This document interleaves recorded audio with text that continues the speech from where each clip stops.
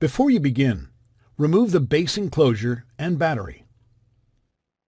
Removal.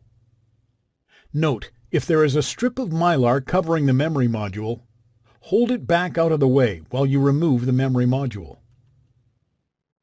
Push out the retention clips on each side of the memory module at the same time, and allow the module to release to the spring tension position. Grasp the module gently at its edges and remove. Note, the second memory module, if installed, is removed in the same manner.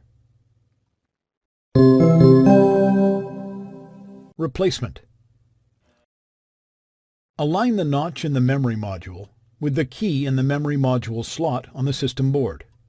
At an angle, gently insert the memory module into its slot on the system board.